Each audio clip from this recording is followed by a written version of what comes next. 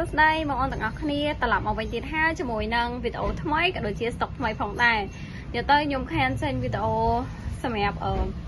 ទូរស័ព្ទបន្តិចរបស់យើងរៀងយូរមែនតើដែរបងប្អូនទាំងអស់គ្នាចាដោយសារអីអ្នកលក់វល់ check up សុខភាពតាមដានពេទ្យជាប្រចាំអញ្ចឹងណាឥឡូវត្រឡប់មកវិញហើយជាមួយនឹងតម្លៃពិសេសក៏ដូចជាស្តុកថ្មីតើទៅចូលមកដល់ក្តៅក្រៅតែម្ដងអវ៉ាន់នេះពេលថតរួចគឺខ្ញុំដាក់ចូលទៅក្នុងទូតែម្ដងណាបងប្អូនទាំងអស់គ្នាអញ្ចឹងបើពេញចិត្តអីអាចឆាតមកវឺតបានព្រោះអីម៉ូតទាំងអស់នេះដូចខ្ញុំបង្ហាញជូនបងប្អូនទាំងអស់គ្នាអញ្ចឹងមួយម៉ូតគឺមានតែម្ដងនឹងទេបើស្រឡាញ់អាចឆាតមកបានណាអូខេឥឡូវ start តែម្ដងយើងចាប់ផ្ដើមទៅជាមួយនឹង Oppo A5s បងប្អូនឃើញបន្លានេះសិតតែស្នាមខ្ចៅដៃណាបងប្អូនទាំងអស់គ្នាចាជួបចេញទៅគឺស្អាត 100% ហីអូខេអញ្ចឹង Oppo A5s នៅក្នុងដៃខ្ញុំនេះស្អាតភ្លឹងណាបងប្អូនទាំងអស់គ្នាអាចមើលបានអាវ៉ាន់ស្អាតហើយមកជាមួយនឹងតម្លៃត្រឹមតែ 120,000 ទេសម្រាប់ 120,000 នេះបងប្អូនបានតែជាឈុតតែម្ដងមានស្រោមទូរស័ព្ទមានscreen ក៏ដូចជាទាំងសាក់តែមួយឈុតផងដែរកាមេរ៉ាគេអីច្បាស់មកអែមណាបងប្អូនទាំងអស់គ្នាចាច្បាស់កាមេរ៉ាមុខកាមេរ៉ាក្រោយមកអាចទទួលយកបានតែម្ដងអូខេអញ្ចឹងខ្ញុំប្រាប់កម្លាំងម៉ាស៊ីនរបស់គេគឺគេមកជាមួយនឹងRAM ទំហំ 3G ក៏ដូចជា memory ទំហំ 32G ផងដែរណា Oppo A5s ប៉ុន្តែកន្លែងដែលគេស្ទើរណាបងប្អូនទាំងអស់គ្នាគឺនៅត្រង់នេះបើយើងចូលទាំងធម្មតាទៅគឺមើលឃើញទេតែនៅពេលដែលចូលទាំងសគឺឃើញ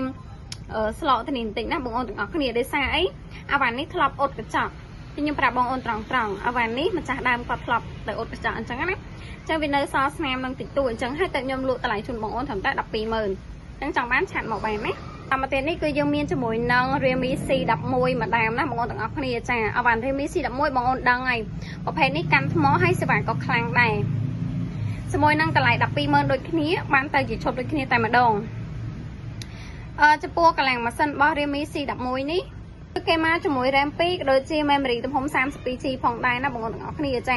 កាមេរ៉ាសេវាអីគេមកអែមតែម្ដងសេវាដាក់ SIM អ៊ីនធឺណិតអីមកអែមណាអញ្ចឹងបន្តទៀតណាថ្ងៃនេះខ្ញុំមានជាមួយនឹង Vivo Y12s ម្ដងមកផងដែរបងប្អូនទាំងអស់គ្នាស្អាតភ្លឹងណាប្រឡាក់ទៅស្នាមកញ្ចៅដៃទេអាវ៉ាន់នេះស្អាតភ្លឹងប៉ុន្តែមានកន្លែងស្ទើរបន្តិចណាបងប្អូនទាំងអស់គ្នាចាអញ្ចឹងខ្ញុំបញ្ជាក់បងប្អូនទាំងអស់គ្នាអេក្រង់គេអីមកអែមកាមេរ៉ាអីគេក៏ច្បាស់ល្អដែរណាអូខេអញ្ចឹងកន្លែងដែលស្ទើរកន្លែងកាមេរ៉ាបន្តិចដូចបងប្អូនឃើញអញ្ចឹងរៀងនិយាយទៅស្ទើរតិចមែនតែម្ដងណាកាមេរ៉ាមុខគេរៀងស្ទើរបន្តិចណាបងប្អូនឃើញជាស្ដែងអញ្ចឹងអូខេសម្រាប់Y12s នៅក្នុងដៃខ្ញុំនេះក៏មកជាមួយនឹងកម្លាំងម៉ាស៊ីនខ្លាំងដែរបងប្អូនទាំងអស់គ្នាតោះទៅមើលស្ពេចទាំងអស់គ្នានេះ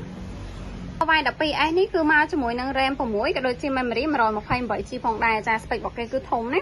ហើយជាមួយនឹងតម្លៃវិញត្រឹមតែ 18,000 រៀលទេបងប្អូនទាំងអស់គ្នាហើយ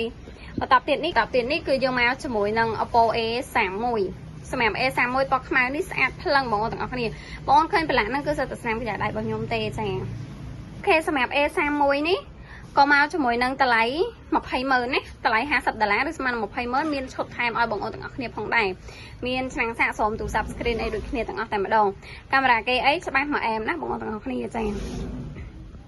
បន្ថែមពីកាមេរ៉ាច្បាស់ទៀតហ្នឹងជាមួយនឹងកម្លាំងម៉ាស៊ីនរបស់គេក៏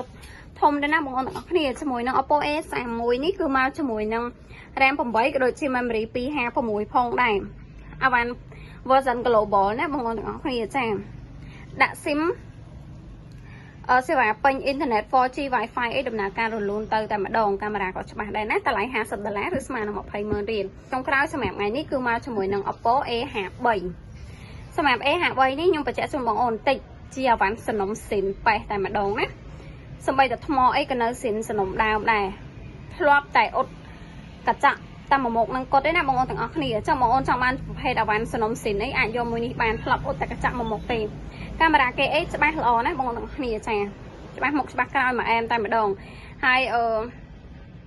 កម្លាំងម៉ាស៊ីនគេអីក៏ធំដែរណាជាមួយនឹង A53 នេះចា Oppo A53 មកជាមួយ RAM 4ហើយបងប្អូនអាចបូកបន្ថែមបានទៀតជាមួយ memory វិញ 128G អញ្ចឹងសម្រាប់អាវ៉ាន់នៅក្នុងថ្ងៃនេះគឺខ្ញុំបានបញ្ជាក់ជាមួយនឹងតម្លៃជូនបងប្អូនទាំងអស់គ្នារួចហើយអញ្ចឹងបើបងប្អូនស្រឡាញ់ក៏ពេញចិត្តមួយណាអី